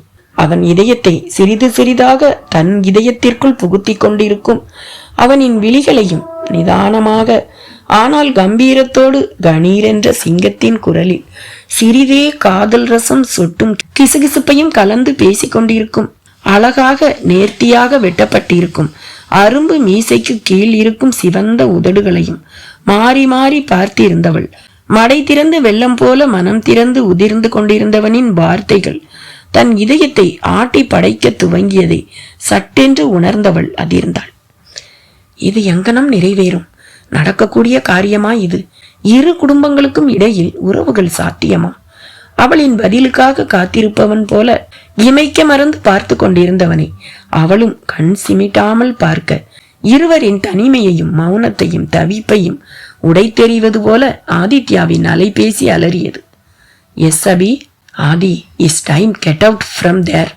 கீழ்த்தளத்தின் எண்ணெய் அழுத்தி மின் தூக்கியை உயிர்ப்பித்தவன் சில நொடிகளில் தரை தளத்தை அடையவும் தூக்கியின் கதவு திறக்கும் முன் சட்டென்று அவளின் இடை பற்றி இழுத்து முகம் நோக்கி குனிந்தவன் மென்மையிலும் மென்மையாக தன்னவளின் பட்டு கன்னத்தில் தன் அதரங்களை பதித்து ஐ லவ் யூ டி என்று சொல்லிவிட்டு விருட்டென்று வெளியேறினான். நடந்தது அனைத்தும் கனவா? இல்லை, இந்நேரம் வரை அவன் என்னுடன் தனித்து இருந்தது நிஜமா? அவன் பேசிய ஒவ்வொரு வார்த்தையும் நிதர்சனமா? அவன் என்னை முத்தமிட்டு தன் காதலை கூறி சென்றது உண்மையா என்று கலங்கி போய் நின்றிருந்தவளை சட்டென்று தன்னிலைக்கு கொண்டு வந்தது மின் தூக்கியின் கதவு மூடப்படும் சத்தம். வேகமாக மீண்டும் பட்டனை அழுத்தியவள் கதவு திறந்ததும் ஆதித்யாவை தேடி சுற்றிலும் தன் கண்களை சுழற்ற அவன் எங்கும் தென்படாததை கண்டு விடுவிடுவென்று கார் நிறுத்தும் இடத்திற்கு வந்தவள் இன்னும் தங்களின் கார் வராததை கண்டு எரிச்சல் அடைந்தவாறே டிரைவருக்கு அழைக்கவும் 2 நிமிடங்களில் வந்து விடுவதாக கூறியவரே கடிய மனம் இல்லாமல் சுற்றுமுற்றும் பார்த்தவாறே நின்றாள். சிறிது தூரத்தில் இருட்டுக்குள் ஹெட்லைட்டை கூட போடாமல் தங்களின் காரினுள் அமர்ந்து அவளையே பார்த்து கொண்டிருந்தனர் ஆதித்யாவும் அபிஷேக்கும் ரதியும். தன்னவளின் அதிர்ச்சியும் அச்சமும் ஆதித்யாவின் காதல் கொண்ட மனதை கனக்க செய்தாலும் இந்த நிமிடமே மீண்டும் அவளிடம் சென்று அவளை இறுக அணைத்து கொள்ள வேண்டும் என்று அவனின் இளம் இதயம் தூண்டினாலும் இப்பொழுது அவளை அழைக்க வருவது அவளின் தந்தையாகவோ ஏன் அபிமன்யுவாக கூட இருக்கலாம் என்பதை புரிந்து தன்னை கட்டுப்படுத்தி கொண்டு அமர்ந்திருந்தவனை கண்ட அபிஷேக், ஆதி, அவங்க கார் எப்ப வேணா வரும், நம்ம 3 பேரையும் அவங்க வீட்டுல யாரு பார்த்தாலும் பிரச்சனை தான். கமான், லெட்ஸ் கோ என்றான். அஸ்வினியின் மீது நிலை நிறுத்தியிருந்த தன் பார்வையை அகற்றாமலேயே, no Abhi, she is there alone. தனியா இந்த இருட்டுல நின்னுட்டு இருக்கா. என்னால அவளை இப்படியே விட்டுட்டு போக முடியாது. அவங்க கார் வந்தவுடனே கிளம்பலாம் என்று அபிஷேக்கின் புறம் திரும்பாமலே பதில் சொல்ல, சில நிமிடங்களிலேயே அஸ்வினியின் கார் வரவும் இரட்டையர்களின் கார் இருட்டில் மறைந்திருப்பதால் அவர்கள் அங்கு இருப்பதை அறியாதவள் மீண்டும் ஒரு முறை தன் பார்வையை சுழலவிட்டாள். அவளின் விழிகள் தன்னைத்தான் தேடுகின்றன என்பதை உணர்ந்தவனாக இதழ்களில் புன்னகையை மிளிரவிட்டவன் அவளின் கார் கண்களில் இருந்து மறையும் வரை காத்திருந்து பின் தன் காரை கிளப்பினான். ஆதித்யாவின் மனம் புரிந்தது. அவனது தீவிரமான காதல் புரிந்தது. அந்த சிறு வயதிலேயே அவனையும் அறியாமல் தனது முகத்தை மனதில் பதிய வைத்திருந்தவனின் உள்ளம் புரிந்தது. இத்தனை வருடங்கள் தன் காதலை வெளிப்படுத்தாதவனின் மனம் தன்னவள் தன் காதலை மறுத்து தன்னை தவிக்க விட்டு சென்று விடுவாளோ என்று அவன் இதயம் அஞ்சி துடித்திருந்ததும் அவளுக்கு நன்றாகவே புரிந்தது. ஆனால் சாத்தியமாகாத ஒன்றின் மேல் ஆசைப்படுவது முட்டாள்தனம். தங்களின் குடும்பத்திற்கும் அவர்களின் குடும்பத்திற்கும் இருக்கும் பகை பெரிது. அவனின் ஆசை வெற்றி பெறாத பொழுது அவன் தன்னிடம் காதலை யாசிப்பதில் என்ன நியாயம் இருக்கிறது என்று தன்னைத்தானே ஏமாற்றிக் கொள்ள துவங்கியவளின் விழிகளில் இருந்து நீர் வழிந்தோடி கொண்டிருக்கும் நேரத்தில்தான் அபிமன்யு அறைக்குள் நுழைந்திருந்தான். இரவு முழுவதிலும் ஆட்டி வைத்துக் கொண்டிருந்த ஆதித்யாவின் பிம்பத்தால் தூக்கம் வராமல் தவித்திருந்தவள் நெடுநேரம் சென்று உறங்க துவங்க கதிரவன் மேலெழுந்து தன் நெருப்பு கதிர்களை சுள்ளென்று கிழக்கு பார்த்து இருக்கும் சாளரத்தின் வழியே வீசியதில் கண்கள் கூச எழுந்தவளுக்கு விழித்த நிமிடமே மீண்டும் ஆதித்யாவின் முகம் படீரென்று மனக்கண்களின் முன் தோன்றியது. 2 நாட்களுக்கு முன்னர் அவன் தன்னிடம் மின்தூக்கியில் பேசியதும், தன் வெகு அருகில் நின்று இதழ்களை விரல்களால் தடவியதும், தான் வேறு ஒருவரை விரும்பினாலோ அல்லது வேறு எவரேனும் தன்னை காதலித்தாலோ அவனை கொன்று விடுவதாக எச்சரித்ததும், இறுதியில் தன் கன்னம் பற்றி முத்தமிட்டு காதலை கூறியதும் ஒன்றன் பின் ஒன்றாக நினைவுகளில் படர மனம் வெதும்பி வாடி கசங்கியவள் கல்லூரிக்கு போக மனம் இல்லாமல் கட்டிலேயே படுத்துக்கொண்டாள். வெகு நேரம் வரை மகள் கீழே இறங்கி வராததைக் கண்டு அவளை அழைத்த அன்னையின் சத்தத்தில் வெடுக்கென்று எழுந்தவள் குளியல் அறைக்குள் சென்று சில நிமிடங்களிலேயே குளித்து முடித்து கீழே இறங்கி வந்தாள். டைனிங் டேபிளில் அமர்ந்து ஒரு கையால் பற்றியிருந்த அலைபேசியில் பார்வையை பதித்து கொண்டு மறு கையால் உணவருந்தி கொண்டிருந்த அபிமன்யுவின் முதுகு தெரிந்ததும் அஸ்வினியின் நடை சில நொடிகள் தடைபட்டது. அழுந்த முகத்தை துடைத்து ஆழ இழுத்து பெருமூச்சை விட்டவள் மெல்ல அடியெடுத்து வைத்தவாறே டைனிங் டேபிளை நெருங்க, தான் அங்கே வந்தது தெரிந்தும் நிமிர்ந்தும் பாராமல் சாப்பிட்டு கொண்டிருந்தவனை நினைத்து உலகில் உள்ள அனைத்து கடவுள்களிடமும் மனதிற்குள் வேண்டியவாறே மௌனமாக டைனிங் டேபிளில் அமரவும், தன் அருகே சுவாசிக்கும் சத்தம் கூட வெளிவராமல் சிலை போல அமர்ந்திருக்கும் தங்கையை திரும்பி பார்த்த அபிமன்யுவின் வேட்டையாடும் கண்கள் அவளை ஆழ அளவெடுக்க தொடங்கியது. தன் அன்னை பரிமாற துவங்கியதும் அவளின் முகத்தை பார்த்து மெல்லிய நகையை மட்டும் உதிர்த்தவள் சட்டென்று தலை கவிழ்ந்து வார்த்தைகளை ஒன்றும் உதிர்க்காமல் அமைதியாக குனிந்த சிரம் குனிந்தவாறே உண்டு முடித்து தன் அறைக்கு செல்பவளை கண்டவனுக்கு எதுவோ சரியில்லை என்று படவும், அசு கம் ஹியர் என்ற அண்ணனின் கம்பீர கட்டளையிடும் தொனியில் உரைத்த குரலில் விடவிடத்து போனாள் அஸ்வினி. போச்சு, நேத்து நைட்டே இவருக்கு என் மேல சந்தேகம் இருந்தும் இவர் அமைதியா போனதே பெரிய விஷயம். இதுல இப்ப நீயே உன்னை காட்டி கொடுத்துட்டேடி அசு என்று மானசீகமாக தலையில் அடித்து கொண்டவள், என்ன அண்ணா என்றாள் முடிந்தவரை தன் அச்சத்தை மறைத்து கொண்டு. காலேஜுக்கு போகல? இல்லைண்ணா, எனக்கு என்னவோ மாதிரி இருக்கு, அதான் லீவு எடுக்கலாம்னு.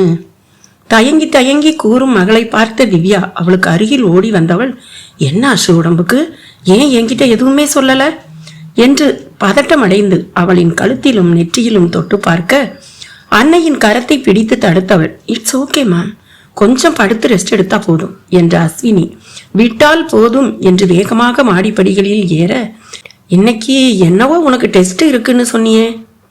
அண்ணனின் திடீர் வினாவில் தடுமாற துவங்கியவள் தன்னை நிலைப்படுத்த தெரியாமல் சில வினாடிகள் தவிக்க அவளை திரும்பி பாராமல் உணவை உண்டு கொண்டிருந்தவனுக்கு தங்கையின் முகம் பாராமலேயே அவளின் தடுமாற்றம் புரிய எழுந்து வந்தவன் தன் கரங்களை அலம்பி அவளின் அருகில் நெருங்கினான். நீ இன்னைக்கு காலேஜுக்கு போ, நான் ஈவினிங் ரோகிணிய ஸ்கூல்ல இருந்தும் உன்னை காலேஜில் இருந்தும் பிக்கப் பண்றேன் என்று சொல்லிவிட்டு விடுவிடுவென்று வெளியேறினான். தண்டுபடம் சில்லிட்டு போக அரவமற்று அசையாது மெழுகு பொம்மை போல நின்று போனாள் அஸ்வின். மகளின் கண்களில் தெரியும் கலக்கத்தில், அபிமன்யுவின் முகத்தில் தெரியும் இறுக்கத்தில், அவன் பேசிவிட்டு சென்ற பிறகும் அவன் சென்ற பாதையை பார்த்தபடியே சிலை போல் நிற்பவளின் தோற்றத்தில் குழம்பி போன திவ்யா அவளின் அருகில் வந்தாள். அசு, என்கிட்ட எதுவும் மறைக்கிறியாடி? உன் முகமே சரியில்லையே. இதுல ஒண்ணு மட்டும் எனக்கு புரியலடி. என்ன அவசரம்னாலும் யாரையும் பிக்கப் செய்யற வேலையெல்லாம் செய்யாத அபி அதிசயமா இன்னைக்கு உங்க 2 பேரையும் ஸ்கூலுக்கும் காலேஜுக்குமே வந்து பிக்கப் பண்றேன்னு சொல்றான் என்று அஸ்வினியின் முகத்தையே பார்த்தவாறு கேட்டாள் திவ்யா. தன் அன்னையை நிமிர்ந்து பார்த்த அஸ்வினி போலியான கண்களுக்கு எட்டாத புன்னகையை சிரமப்பட்டு படர விட்டு கொண்டு, ஒன்னும் இல்ல மேம், கொஞ்சம் டயர்டா இருக்குங்கிறதால இன்னைக்கு ரெஸ்ட் எடுத்துட்டு நாளைக்கு காலேஜுக்கு போலாம்னு நினைச்சேன். ஆனா உண்மையில எனக்கு டெஸ்ட் இருக்கிறதே மறந்து போச்சு. நல்ல வேளை அண்ணா ஞாபகப்படுத்தினாங்க. ஏற்கனவே லேட் ஆயிடுச்சு, நான் கிளம்பணும் என்று சமாளித்தவள் அன்னையின் பதிலுக்கு கூட காத்திராமல் வேகமாக படிகளில் கடகடவென்று ஏறியவள் சடுதியில் தன் அறைக்குள் மறைந்தாள். ஆனாலும் அவளுக்கு ஏன் என்றுமில்லாத திருநாளாக இன்று அபிமன்யு உங்கள் இருவரையும் அழைக்க வருகிறான் என்ற தன் கேள்விக்கு பதில் சொல்லாமல் மறைந்து விட்டதை திவ்யா கவனிக்க மறந்தாள். மாலை 5 மணி. 2 நாட்களுக்கு முன் தன் காதலை சொன்ன ஆதித்யா அதற்கு பிறகு கல்லூரிக்கு வரவில்லை. அஸ்வினியின் கண்களிலும் தென்படவில்லை. ஆனால் ஏனோ அவளின் உள்ளுணர்வு அவன் இன்று எப்படியும் தன்னை சந்திக்க வருவான் என்று உணர்த்தி கொண்டே இருக்க, இதில் இன்று அபிமன்யு தானும் கல்லூரிக்கு வருவதாக சொல்லி இருந்தது இருதயத்தின் துடிப்பை பன்மடங்கு அதிகரிக்க செய்ய, கல்லூரியின் கடைசி வகுப்பும் முடிந்து விட்டதில் தன் அண்ணனின் வரவை நினைத்து கதிகலங்கியவாறே மெல்ல தன் தோழிகள் பட்டாளம் சூழ நடந்து வந்து கொண்டிருந்தவளின் கண்கள் தன்னையும் அறியாமல் கல்லூரியின் நுழைவாயிலுக்கு அருகிலும் கல்லூரியின் வளாகத்திலும் துளாவியது. ஆனால் இரட்டையர்களோ அவர்களின் தங்கையோ அஸ்வினியின் விழிகளுக்குள் எங்கும் தென்படவில்லை. ஒருவேளை இன்றும் வரமாட்டார்களோ என்று உள்ளத்திற்கு பெரும் நிம்மதி படர மனம் சிறிதே மகிழ்ந்ததால் சுவாசமும் அதிகரித்து பெருமூச்சும் விட்டாள். ஆனால் உன் நிம்மதியின் ஆயுள் கவலையின்மையின் ஜீவன் 1 வினாடிதான் என்பது போல தன்னவனின் வருகையில் ஆர்ப்பரித்த இதயம் அதிகரித்து துடித்ததில் தன்னையும் அறியாமல் நின்று திரும்பி பார்க்க, மிகப்பெரிய அந்த வளாகத்தின் வாகனங்கள் நிறுத்தும் இடத்தில் சில கார்களுக்கு பின்புறம் மறைந்தவாறு நின்றிருந்த ஆரஞ்சு நிற ஃபோர்ஸ் காரில் இருந்து அட்டகாசமாக இறங்கினான் ஆதித்யா. இந்தியா திரும்பி வந்ததற்கு பிறகு 3 முறையே இவர்களின் கல்லூரிக்கு வந்திருந்த இரட்டையர்களின் வரவை எதிர்பார்த்து காத்திருப்பது போல ரசித்து பார்த்த மாணவர்களை ஒரு முறை சுற்றி பார்த்தவர்கள் தங்களின் முடியை கோதிக்கொண்டே கவர்ச்சியான மென்னகையை சிந்திக் கொண்டிருந்த அண்ணன்களை கண்டு எங்கிருந்தோ ஓடி வந்த ரதி அவர்களுக்கு நடுவில் நிற்கவும் தன்னுடைய இன்றைய நிலைமை தெள்ள தெளிவாக புரிந்து போனது அஸ்வினிக்கு. ஐயோ, சரியான நேரத்துக்கு வந்துட்டாங்களே 2 பேரும். இப்பதான் இவளும் கிளாஸ்ல இருந்து வந்திருப்பாளோ, இவளை பார்த்து தான் காரை விட்டு வெளியே வந்தாங்களோ 2 பேரும். எது எப்படியோ நான் இன்னைக்கு தொலைஞ்சேன். அண்ணா வர்ற நேரம் பார்த்து 3 பேரும் ஒன்னா நின்று என்னையே வெறிச்சு பாக்குதுங்களே. கடவுளே, நீதான்ப்பா எந்த பிரச்சனையும் இன்னைக்கு இங்க நடக்காம பாத்துக்கணும் என்று மானசீகமாக வேண்டிக் கொண்டவள் திருவென்று விழித்தவாறே தன் அண்ணனை எதிர்பார்த்து காத்திருக்க, தன்னை கண்டதும் வழக்கம் போல திகைத்து விழித்து நின்று கொண்டிருப்பவளை கண்ட ஆதித்யாவின் இதயம் தன் அவளின் அருகாமையை நாடி அவளின் மிருதுவான ஸ்பரிசத்தை தேடி துடித்தது.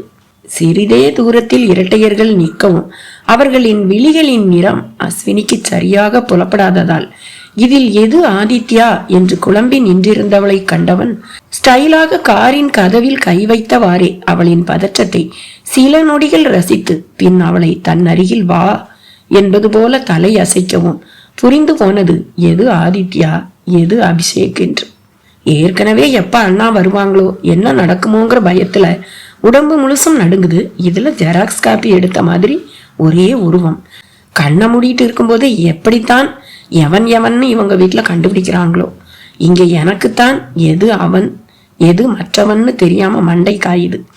இதுல வான்னு தலையசைச்சு கூப்பிட்டா உடனே போயிடணுமா என்று வாய்விட்டு முனகி கொண்டவள் வர முடியாது என்பது போல மறுத்து தலையசைத்து விட்டு மீண்டும் வாயிலை பார்க்க அவளின் உதடுகளை கூர்ந்து பார்த்தவன் அவள் புலம்பிக் கொண்டிருக்கிறாள் என்று புரிந்து சிரித்தவாறே தன் உடன்பிறப்புகளுடன் சேர்ந்து கல்லூரியின் தடுப்பு சுவருக்கு நடந்து சென்றவன் ஒரே எட்டில் தாவி ஏறி சுவற்றின் மீது அமர்ந்தான்.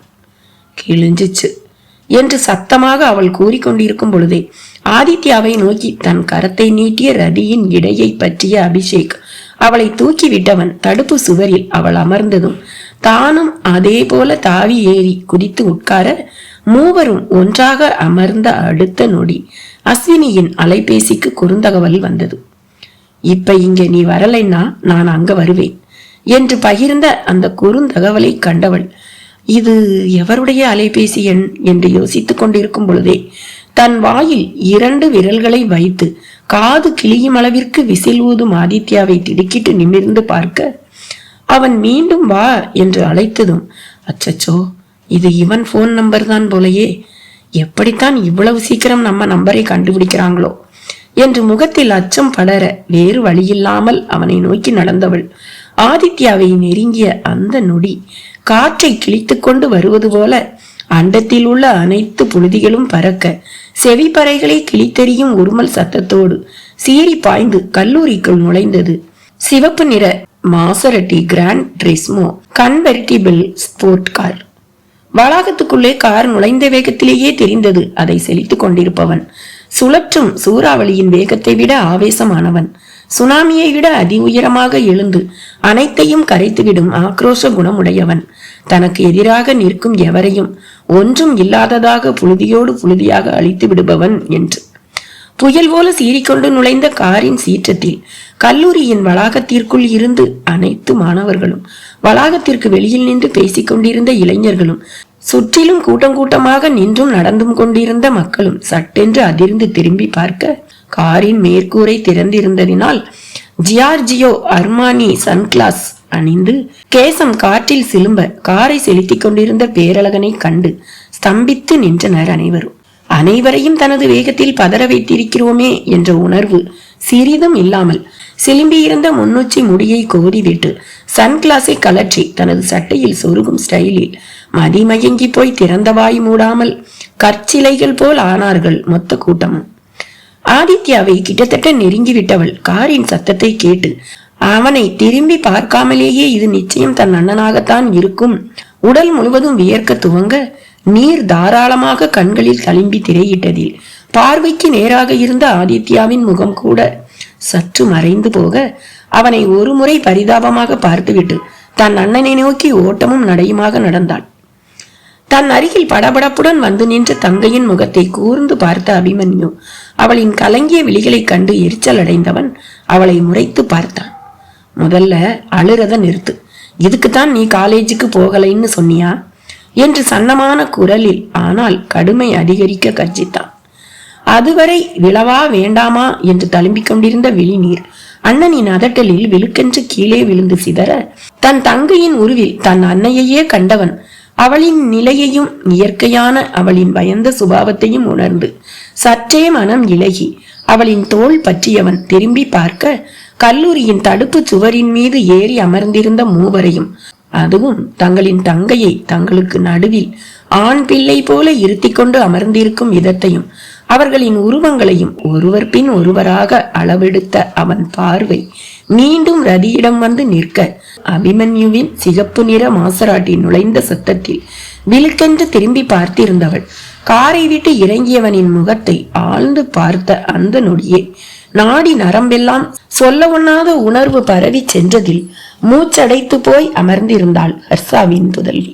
தன்னையே உறுத்து பார்த்திருக்கும் அவளை பல அடிகள் தூரத்தில் இருந்தே கண்டுகொண்டவனின் காந்தம் போன்ற கண்களோடு தன் உள்ளத்தையும் அவன் கவர்ந்து செல்வதை அவனின் கரு விழிகள் மங்கையின் இளம் இதயத்திற்கு உணர்த்த மென்மையாக நெஞ்சுக்குள் கத்தியை செருகி ஆன்மாவையே துளைத்தெடுக்கும் பார்வையின் வீச்சை குறைக்காமலேயே உதடுகளின் இடது கடையோரம் மென்னகையை நெளிய விட்டவன் அவர்கள் மூவரையும் நோக்கி நடக்க மூச்சுடன் கூட பேச்சு, செயல் எல்லாமே இழந்த வண்ணம் கண்கள் பெரியதாய் விரிய, சிலும்பியிருந்த முடிகள் பாதி முகத்தை மறைத்திருந்ததை கூட அறியாமல் அவனையே பார்த்திருந்த ரதியின் இதயம் முதன் முறையாக உறைந்து போனது. அவர்களை நெருங்கியதும் மேலும் அழகான கண்ண குழிகளில் ஆழமான இளநகையை உதிர்த்தவன் ஒரு பார்வையை ஆதித்யாவின் மீது செலுத்தி, யூஸ்வலா ராகிங் எல்லாம் அந்த காலேஜ்ல படிக்கிறவங்க பண்ணுவாங்க, பட் நீங்க இந்த காலேஜ் இல்லையே, அப்ப என்ன ஈவ் டீசிங்கா என்று கிண்டலாக கேட்கவும், முகத்தில் நகைப்பு இருந்தாலும் குரலில் நட்பான தொனி தெரிந்தாலும் அவனின் கண்களின் கூர்மையும் அதில் பளிச்சிடும் கடுமையும் அவன் உள்ளத்தில் எரிந்து கொண்டிருக்கும் வெறுப்பை சொல்லாமல் சொல்லியது அந்த இரட்டையர்களுக்கு. எந்த சந்தர்ப்பங்களிலும் எப்பேற்பட்ட சமயங்களிலும் ஒருவராலும் அழிக்க முடியாத சக்தியாக இருந்தாலும் நாங்கள் இருவரும் ஒன்று சேர்ந்தால் அதனை ஒரு தெரியாமல் அழித்துவிடும் நெஞ்சு திடமும் உரமும் துணிவும் எங்களின் இயற்கை குணம் என்பது போல அபிமன்யுவின் வேங்கை விழிகளுக்குள் தங்கள் சிம்மத்தின் பார்வையை செலுத்தியவர்கள் ஒரு சேர தங்களின் அழகிய புன்சிரிப்பை உதிர்க்க, நாங்க ராகிங் பண்ணலையே, அண்ட் ஆல்சோ நாங்க காலேஜ் காம்பவுண்டுக்குள்ளேயே இல்லையே, ஃபென்ஸ்ல தானே உட்கார்ந்துருக்கோம் என்ற அபிஷேக்கின் நக்கல் கூற்றை தொடர்ந்து, அண்ட் இது ஈவ் டீசிங்கும் இல்ல, வேணா உங்க தங்கை கிட்டையே கேட்டு பாருங்களேன் என்றான் ஆதித்யா தங்களின் விஷமம் வலியும் கண்களோடு. அவர்களை கண்டு இதழ்களை பிரிக்காமல் தனது வழக்கமான ஸ்டைலாக குனிந்து தன் தலையை இடது வலமாக அசைத்து சிரித்து நிமிர்ந்த அபிமன்யு தன் புன்னகையை மாற்றாமலேயே ஒரு நொடி அவர்களை ஆழ்ந்து பார்த்துவிட்டு அஸ்வினியை கண்டு வா என்பது போல தலையசைத்து தான் காரை நோக்கி 2 அடிகள் எடுத்து வைத்தவன் சட்டென்று நின்று திரும்பி பார்த்தான். அதுவரை அவனை வெகு அருகில் பார்த்திருந்ததில் அவனின் அட்டகாசமான உயரத்தில் அவன் சிரித்த அந்த ஒரு வினாடி அவனின் கடினமான முகத்தில் மின்னல் போல் தோன்றிய ஆழமான கண்ண குழிகளின் பேரழகு கவர்ச்சியில் சிக்கி சுய நினைவை இழந்திருந்தவளை கண்டவன் மேலும் அவளை தன்பால் இழுக்கும் எண்ணத்தில், hi sweetie, do you remember me என்று புருவங்கள் உட்பட முகத்தின் எந்த தசையும் அசையாமல் வலது கண்ணை மட்டும் சிமிட்டி கேட்டதில் தன்னையும் அறியாமல் நிலையிழந்து சட்டென்று கீழே குதித்து இறங்கியதில் தடுமாறி அபிமன்யுவின் மீதே மோதி நின்றாள் ரதி. மேலோகத்தில் தன் மன்மதனின் அழகில் குறையை கண்டவள் அண்ட சராச்சரம் முழுக்க அலசியதில் தான் கண்டெடுத்த பூலோகத்தின் மன்மதனான அபிமன்யுவின் பேரழகை கண்டு மதிமயங்கி மண்ணுலக மங்கையாக உருவெடுத்து இருந்தவள் இந்த அபிமன்யுவுக்கு என்றே பிறந்த அவன் ரதி. இந்த அபிமன்யுவுக்கென்றே பிறந்த அவன் ரதி. இந்த கதையோட தொடர்ச்சி அடுத்த பதிவுல. பாய்.